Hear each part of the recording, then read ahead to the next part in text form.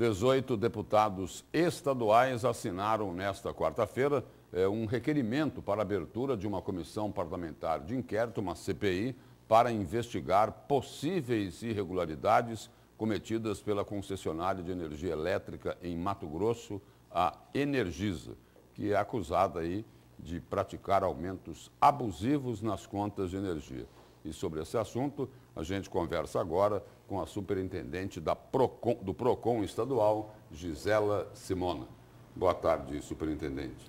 Boa tarde a todos que nos assistem aí. De fato, um momento crítico, né, do consumo aqui no nosso estado de Mato Grosso. Lá no PROCON, essa questão da Energisa aí tem movimentado bastante lá o setor de reclamações. Bastante, né? Tanto que nós aí já temos, nós estamos no mês, iniciando o mês de outubro, e nós já temos aí, na verdade, 70% do número de reclamações registradas no ano anterior. Então, é um número que, de fato, bastante alto. Um aumento de 70% das reclamações. Exato. Quer dizer, não aumentou só a conta de energia, né? Não, as reclamações também. Né? Então, dentro desse contexto, a gente tem a cobrança abusiva é a maior demanda, né? E nós temos, de fato, aí constatado que o problema não é só o calor, né? O problema, sim, envolve má prestação de serviço da concessionária de energia elétrica, né? E que nós precisamos fazer com que, de fato, nós tenhamos aí regras no setor elétrico que sejam aí mais equilibradas e não tão vantajosas para o setor elétrico como hoje são. Superintendente, aqui em Mato Grosso, especialmente aqui em Cuiabá, onde a gente reside, de cada 10 pessoas que a gente conversa, 11 reclamam do aumento na tarifa de energia, na conta de energia elétrica. E as reclamações são assim, olha, um disse que aumentou 30%, outro 40%, outro 50%.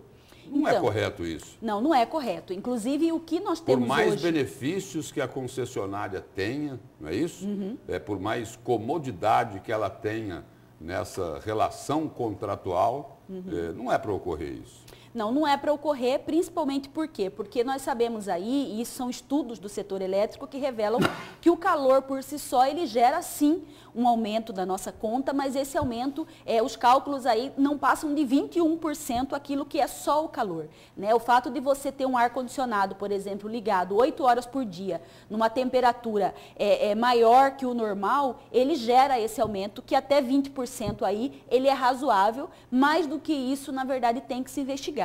E o que a gente tem constatado de pior aqui no nosso estado é a ausência de leitura das unidades consumidoras. Nós temos uma norma hoje que diz que uma leitura ela deve acontecer num prazo entre 27 e 33 dias e, na verdade, nós estamos verificando aí que vários consumidores estão tendo leitura feita por estimativa, o que, quando num mês como setembro, em que você já tem a bandeira vermelha, que acaba aí aumentando R$ 9,00 em cima da fatura do consumidor, a cada 100 quilowatts que ele consome, quando você faz efetivamente uma leitura nesse mês, você tem um acúmulo de consumo gerado pela má prestação de serviço e que vai impactar nesses aumentos de 100%, de 150%, como tem acontecido com muitos cidadãos aqui no estado de Mato Grosso. E esse aumento, superintendente, no tempo, né, no prazo da leitura lá do consumidor, do consumo, pode significar o seguinte, né, que a Energisa, numa ponta, ela economiza funcionários. Exatamente. É isso? E na outra, ela aumenta de forma abusiva o que ela está cobrando do consumidor. Sim, porque na verdade quando você deixa de ter, né, essa leitura de fato entre 27 e 33 dias, você acaba gerando esse acúmulo e mais do que isso, nós temos um ICMS escalonado no estado. Então, um consumidor, por exemplo, que sai de 250 kW e vai para 251, ele já sai da faixa de 17% de ICMS para 25% de ICMS. Então, vejam que essa situação de você não ter uma leitura regular na sua unidade consumidora, ao final, gera um impacto muito grande para o consumidor, que é aumento de impostos, que é aumento de bandeira vermelha, né? E você ter o consumo, do valor do consumo em si, maior, porque quanto mais consome, mais caro na verdade, o valor da tarifa desse serviço. E nessa leitura por estimativa, certamente a concessionária de energia, se for no período de calor, já deve estimar também, olha, como está muito quente e muito seco, esse consumidor aqui deve ter consumido 20% a mais. Provavelmente, né? Isso precisa de uma investigação, né? Uma investigação que ultrapassa, inclusive, os limites do PROCON, porque o que ocorre? Hoje nós temos um sistema que é gerador da fatura, que ele não é fiscalizado aí pelo órgão regulador. Então, isso é muito sério. Você não ter um controle efetivo de um sistema que gera fatura, isso pode ter fraude. Agora, são suspeitas, é preciso ter investigação. É preciso que a norma hoje do setor elétrico mude para nós não termos perpetuado essa injustiça para o consumidor que paga essa conta sempre. E isso que em tese, esse valor que em tese estaria sendo cobrado a mais do consumidor, além de devolver, além da concessionária ter que devolver esse dinheiro que foi cobrado, esse valor que foi cobrado a mais, tem outra penalidade?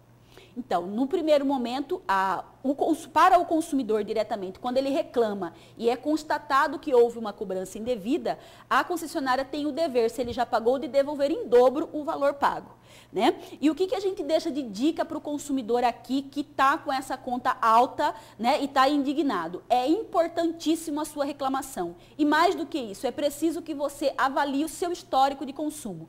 É obrigatório, Lúcio, em cada conta você ter aí 12 meses em quilowatts-horas de consumo. Então, avalie se ao longo dos 12 meses, em quilowatts-horas, você chegou perto ao consumo que está nesse mês. Avalie na sua conta se os últimos meses houve leitura ou foi feita uma conta por estimativa.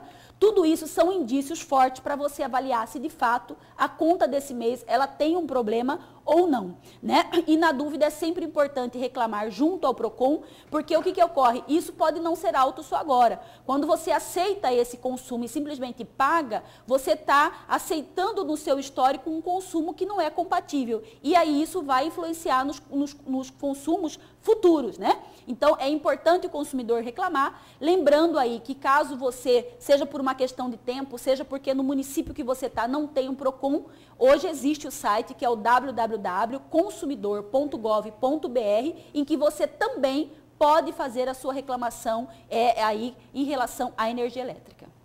Superintendente, da defesa do consumidor para a política. O PROS, que é o partido da senhora, está querendo colocar gás aí na pré-candidatura?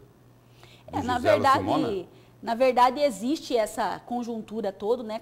Quanto mais se aproxima da eleição, mais existe essa expectativa aí de você ter os nomes de quem serão os candidatos aí a prefeito da nossa cidade, da nossa capital, e é normal que o nosso partido tenha essa vontade, né, de ter um candidato à majoritária, né, o que é muito justo quando se quer mudança, né, mas o cenário é que vai nos mostrar aí o que será melhor, não só para o partido, mas principalmente para a população de Cuiabá.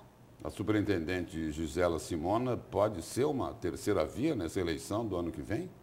Tudo é possível, Lúcio, tudo é possível. Né? Hoje a gente tem uma missão grande e árdua, que é o PROCON. Né? Estamos aí 100% ligados junto a essa questão da defesa do consumidor, que é a nossa obrigação. E no ano que vem nós vamos conseguir aí definir, né, se o nosso nome vai estar disponível ou não para as eleições. Mas aí, se estiver disponível, é para ser candidata a prefeita? Com certeza. Não seria a outro cargo? Não, a princípio, a prefeita numa terceira via. Existe uma possibilidade aí, por exemplo, de que Gisela Simona, o PROS, o seu partido, possa fazer aí alguma composição com os outros dois grupos que já estão se definindo aí para a eleição do ano que vem, o grupo de Mauro Mendes e o grupo de Emanuel Pinheiro? Existe a possibilidade de uma composição? Hoje não tem nenhuma conversa nesse sentido, com nenhum dos grupos. Né? Por isso que eu falo de uma terceira via, exatamente porque não há nenhuma conversa com nenhum dos grupos. Né? O que o PROS tem claro, e há um veto interno, é de apoiar a atual gestão. Né? Fora isso, né, o PROS está aberto para essas articulações. A atual gestão da Prefeitura Municipal. Da Prefeitura Municipal. Exatamente. E a senhora também apoia a atual gestão? Da Prefeitura Municipal, não apoio a atual gestão. Não apoia? Não. Muito obrigado pela presença e pelas informações aqui no Jornal do Meio-Dia. Obrigada.